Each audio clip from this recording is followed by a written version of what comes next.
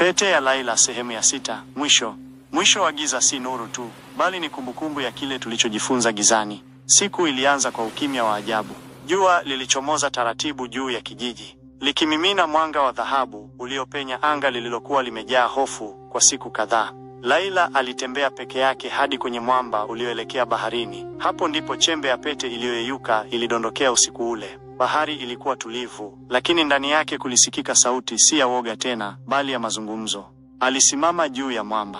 Mikono yake iliyo na alama ya pete ilianza kung'aa tena, lakini safari hii haikutoa mwanga wa vita bali wa amani. Sauti ya ndani ikamwambia, kile kilichovunjika kinaponywa si kwa nguvu, bali kwa kukubaliana na ukweli wake. Ghafla, kivuli kikubwa kilijitokeza baharini Mashan, lakini sasa hakukuwa na kelele. Alionekana kuchoka, macho yake hayakuwa mekundu tena, bali ya kijivu cha uchovu.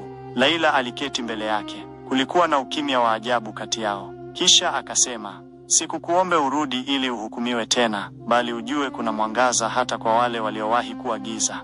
Mashan alilia. Kwa mara ya kwanza, jini alilia.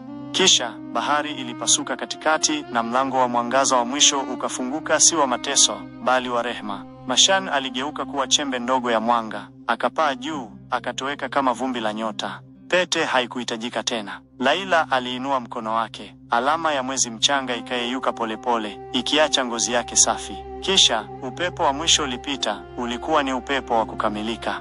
Miaka baadaye, watoto walikuwa wakicheza karibu na ule mwamba wa zamani. Na kila usiku, walikusanyika kusikiliza hadithi za Laila, msichana aliyebeba laana kwa ajili ya wengine, na kuitumia kuponya badala ya kulipiza. Hakuna aliyeona pete tena, lakini mwanga wake uliishi ndani ya watu. Na kwenye moyo wa kijiji uliandikwa kwa maandishi ya kale, mwanga wa kweli huja kutoka kwa yule aliyekubali kupita gizani akiwa peke yake. Mwisho.